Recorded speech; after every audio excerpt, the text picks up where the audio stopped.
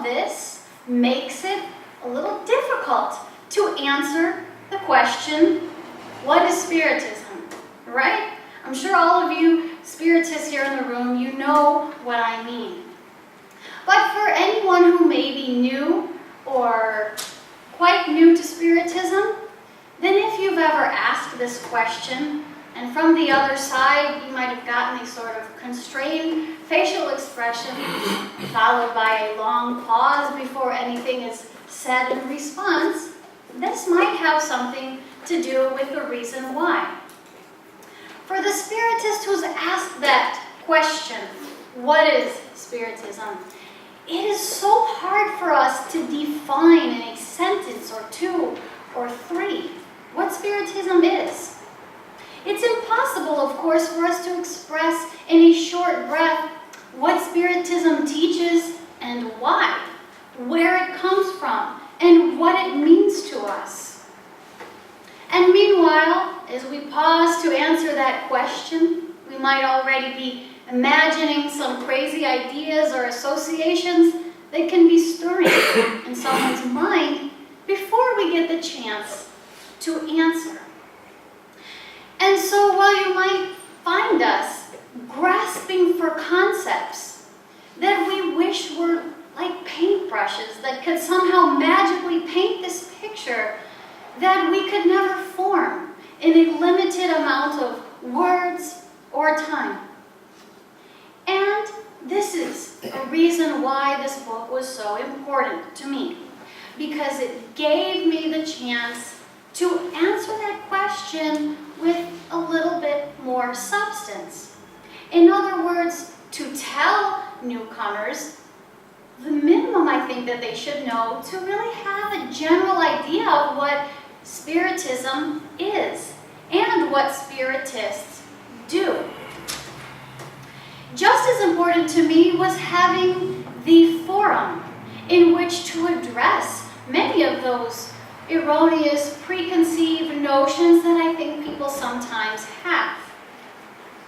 So you'll find that I have an entire chapter entitled Setting a Few Things Straight, which I've devoted almost entirely to clearing the air, so to speak, by making some important clarifications about what Spiritism does not involve. I think that that's an important way to begin so that myself, the readers, we can all begin with the same starting point. Now, there really is nothing in this book about Spiritist teachings and practices, at least, that is not found in the other books that we have available. But putting this book together gave me the chance to tell readers about that in my own words, and with the inclusion of some of my own reflections and details about my own experiences in coming to make Spiritism a part of my life. And I believe that that is important. But by that I don't mean that my story is somehow unique, special, or extraordinary. Rather, to the contrary, it is not so unique and is therefore relatable.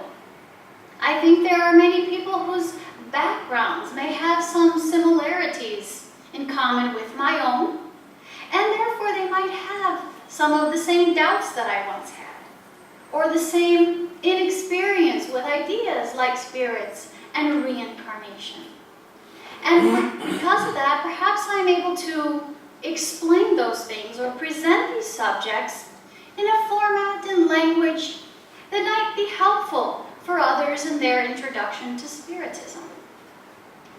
Because of the introductory nature of my book, I could have called it maybe What is Spiritism? Though I'd not do that because we have a book actually with that title by Kardec himself.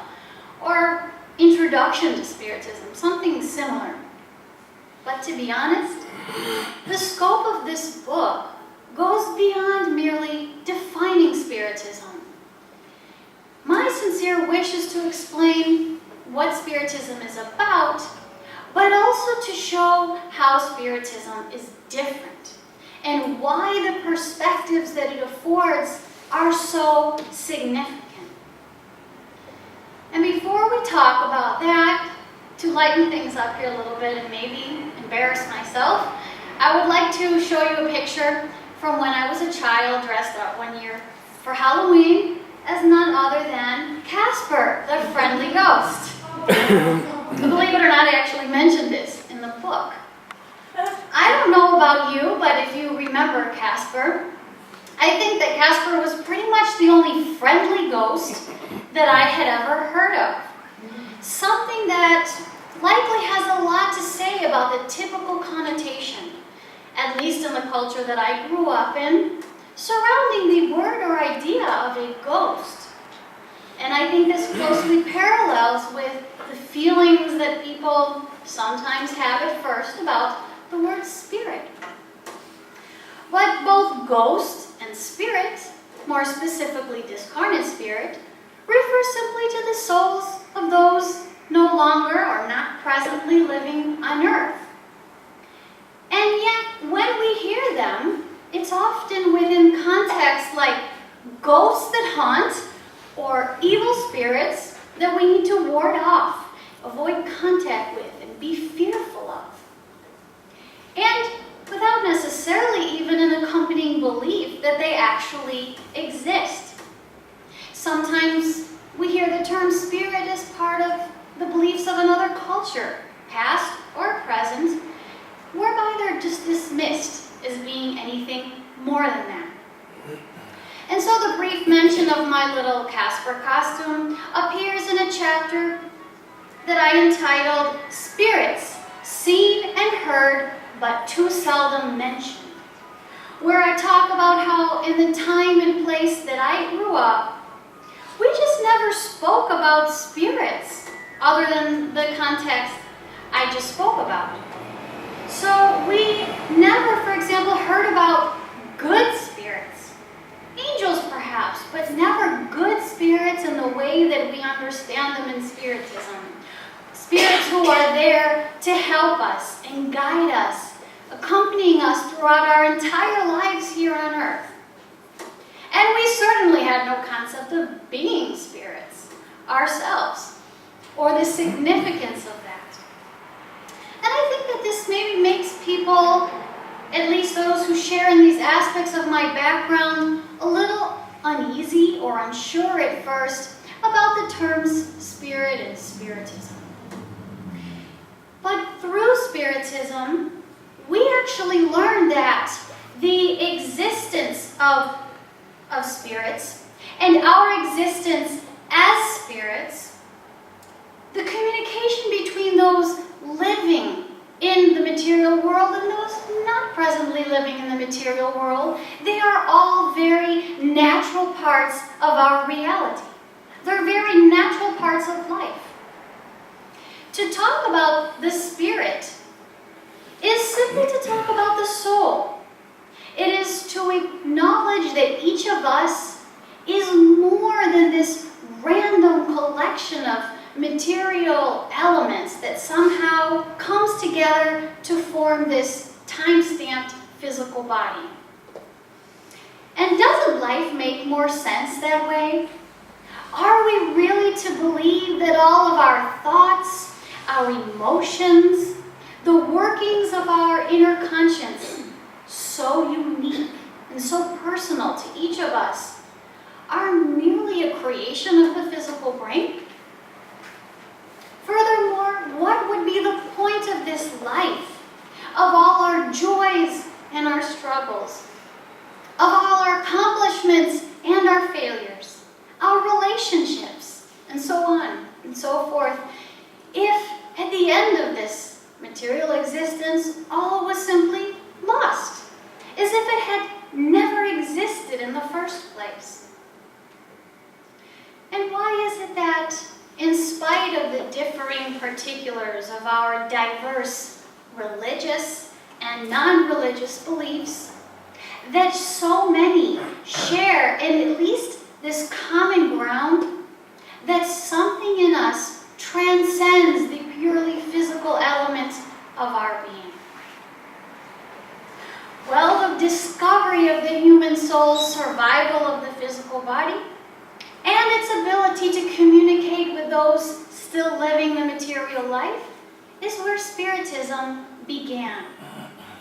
And we're not going to talk about all the details of that this morning, but as you learn about the history of Spiritism, and as you read for yourself from the books by Kardec that make up what we call the codification of Spiritism, you'll realize how Kardec arrived at that discovery, which he documented with compelling evidence and impressively sound logic. And already with this initial finding, Spiritism had emerged with the capacity to console hearts and dry tears. For me personally, this confirmation had an incredible impact on me. I think I've mentioned here in a previous presentation that Spiritism came to my life at a time when I was really struggling with the then recent passing of my grandfather.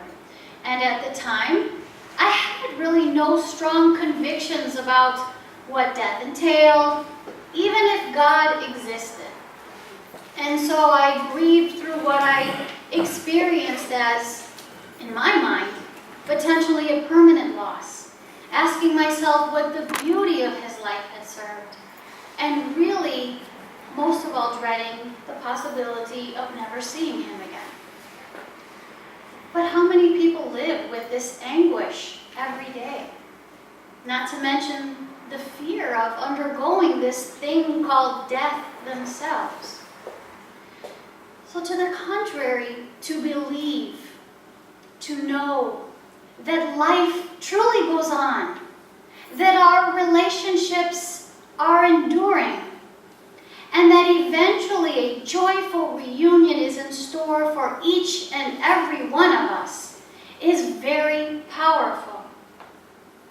And that is why I made it a point of setting aside a brief chapter just to make the statement that it is time for people to know that life and love are not lost.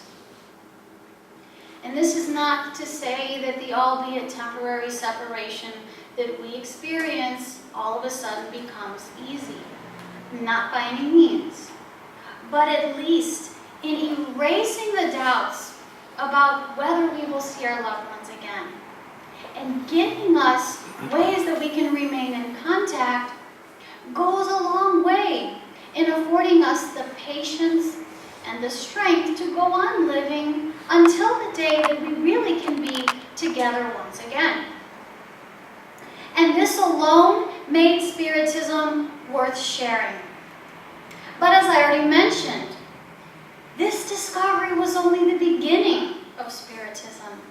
And in terms of what we have to learn, it is only the tip of the iceberg. Reason alone tells us that if we exist as a spirit that survives the physical body, there's got to be much more to it than that, right? This cannot end there. In fact, a thoughtful reflection on such an idea only begs more questions. So what does it really mean to be an immortal spirit? What is this spirit made of? Where does it come from? What is its function while inhabiting the physical body? And what happens to the spirit at death? Where does it go? What is life like in that state? Do those who are no longer with us still think about us, interact with us, and how? And now that you mention it, while we talk about leaving this place, how about how we even got here? Or why we're even here to begin with? Why does the spirit need to have this body that it's going to leave behind someday? How do you explain all of the things that we experience in this life, both good and bad? Especially in light of all of the gross disparities that we find in the different characteristics and conditions that we are even born with or born into. And you know what, as we look around, we might ask not just where we come from, but where does all of this stuff come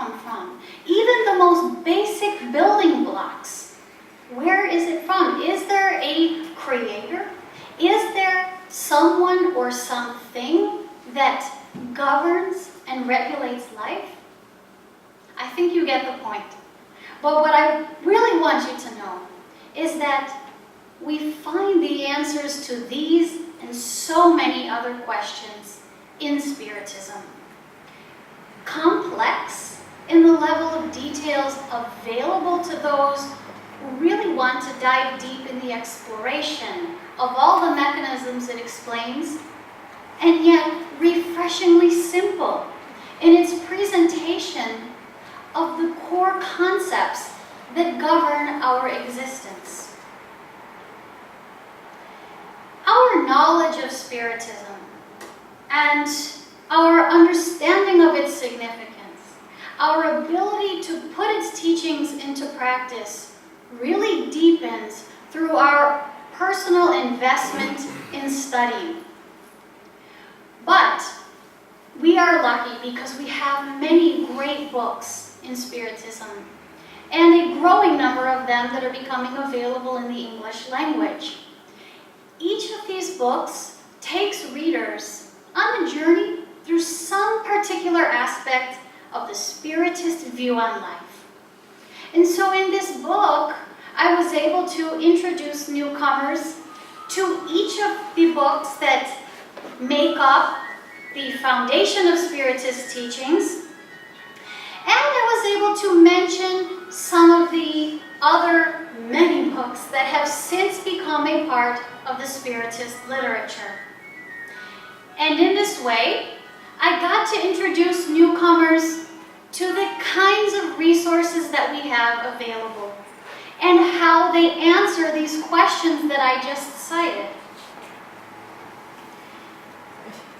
Putting together the book also allowed me to introduce some of the main precepts of Spiritist teachings, and then show how they always represent the same fundamental building blocks that even the most elaborate details of Spiritism always come back to, and how they are key to understanding what happens to us and around us. For the benefit of those who are not too familiar with Spiritism, let's just take a brief look at a few of them. So as Spiritists, we study about God, being defined first and foremost as the supreme intelligence, the first cause of all things. And we learn about some attributes belonging to God that help us to understand not who God is, but what God is, as we grow in our knowledge about our Creator.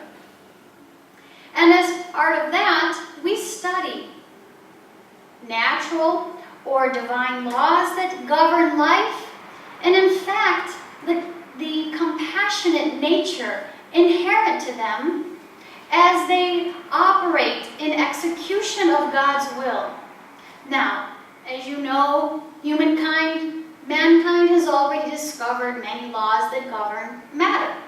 We had to study some of those in school, right? But in Spiritism, we focus on a set of moral laws that concern our relationship with God and with one another.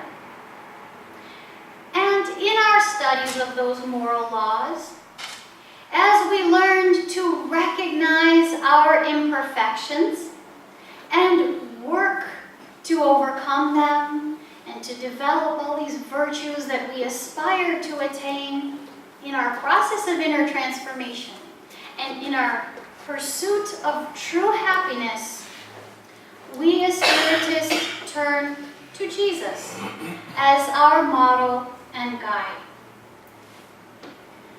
We learn in Spiritism about the nature of immortal spirits, meaning the makeup of spirit, the spirit body, how it interacts with the physical body, the creation of the spirit by God, and details of the spirit's existence outside of the physical body in what we call the spiritual realm of life.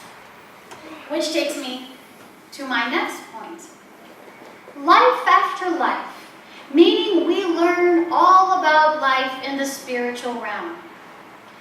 I want to pause here for a moment to comment that because Spiritism, or the teachings of the spirits, comes precisely from information gathered from our brothers and sisters in the spiritual realm, we have in Spiritism a uniquely enlightening vision of the afterlife. And I mean, it's not just that we exist after physical death, but that we truly go on living, acting, and interacting in ways that, to me, were eye-opening. And so when I was writing the book and commenting with to my husband about one of the related chapters, he kind of joked with me about the wow part of the title, and he said, "Are you really going to call it that?" And I said, "Yes, I have to, because it's so fascinating. It is so different from what most people, at least that I know, outside of Spiritism, are even aware of, that I wanted to express how I felt when I started to learn about it. But I'll be honest that as I continue to read different Spiritist books, it's still not that uncommon for a wow to cross my mind or my lips now and then. And as you know, Spiritism involves the communication between discarnate and incarnate beings. In fact, we find extensive details on this in Spiritism. But as you will read about in my book, Spiritism has a rather particular perspective on the application of mediumship. First of all, in terms of employing it safely in an educated manner, meaning we learn not just what mediumship is and how it works, but also how to evaluate the messages so that we can get an idea of the kind of spirits they are coming from and determine the level of credibility that we may or may not apply to the messages received and the names sometimes attached to them. We also learn about the behaviors that are required for us to continue attracting the protection, the company, and the communication from good spirits, our spiritual benefactors. And in Spiritism, mediumship is practiced only for noble purposes, meaning we don't practice fortune telling, we don't ask the spirits to predict the future, we don't charge for mediumship services or practice voodoo or anything like that. Spiritism involves mediumship and uses it only to help others or for education, enlightenment, and consolation. It is used to assist both discarnate and incarnate spirits. And last but absolutely not least, we study about evolution in two realms of life. And I've spoken here a lot this morning merely about the immortal spirit's existence independent of the physical body, because I think that that's really an important starting point for newcomers.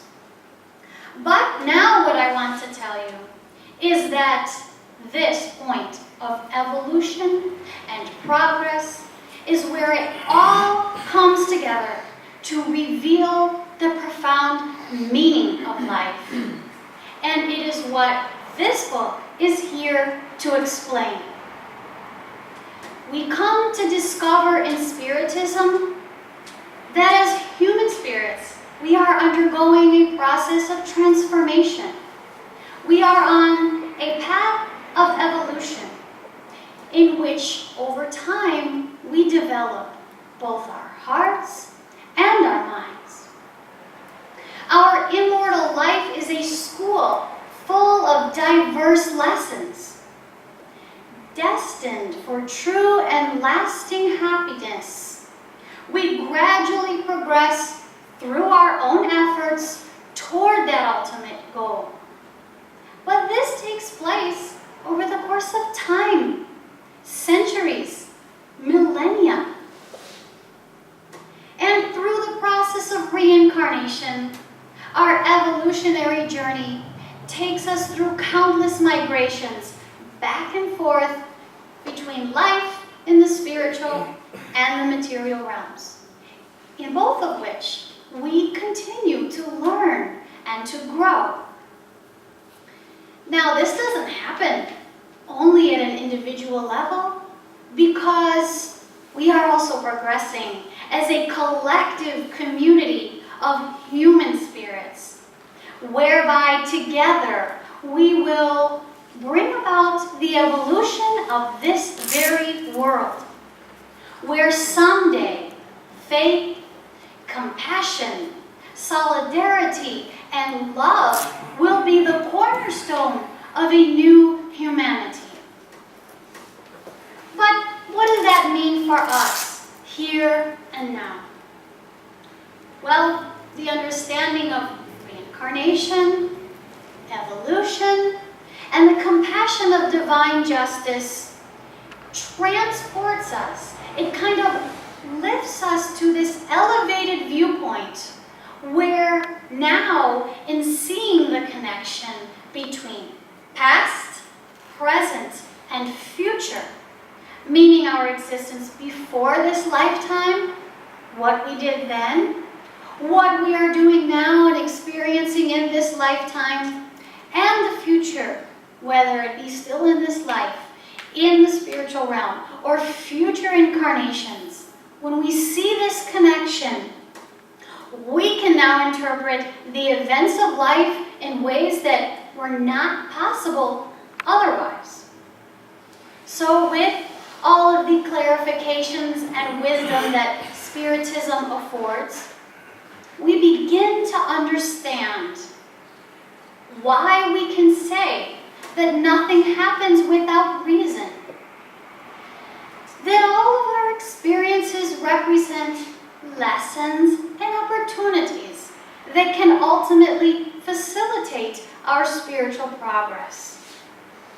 We learn that our relationships are not random encounters, and that they are more important than we had ever imagined. That every dream we have, we will have the opportunity to live. We learn that there's no such thing as eternal punishment, and likewise, no mistake unredeemable. That in fact, all of our suffering has a purpose and an end, and that even though this is ultimately in our own hands, the spiritual realm is here to help us. And guess what? We are here to help one another. So, while pride and selfishness are our greatest obstacles to progress, humility and compassion represent our keys to salvation. And consequently, by the actions that we take and the choices that we make, we are sowing seeds for what is to come and what our tomorrow will bring, whether in this life or beyond. Consoled and inspired by this perspective that one can acquire by studying Spiritism, we become motivated and empowered to put its teachings into practice, finding a new source of hope and inner peace, while laying the foundation for a greater happiness to come. And this is how Spiritism is changing lives for the better. Spiritism is one, but not the only pathway to God. because the only real path to God is love. Life is about learning what it truly means to love and to be loved. But when we struggle along the way, and we find ourselves asking the hows and the whys of our existence, then we may repeatedly stumble over doubts that cloud our vision and that shake our faith. That is, until we find an unfailing source of light, one that illuminates our path, so as to comfort us in our sorrows, to inspire us with a new sense of hope, to afford us a glimpse of what it can be like to see ourselves and one another through God's compassionate eyes, and to encourage within us the will to take charge of our own destiny. So for those who may be new to Spiritism, this book is simply my invitation to you to explore those possibilities. And for those already familiar with the treasures of knowledge found in Spiritism, then I offer you this book as a resource with which to share its blessings. Thank you so much, and God bless.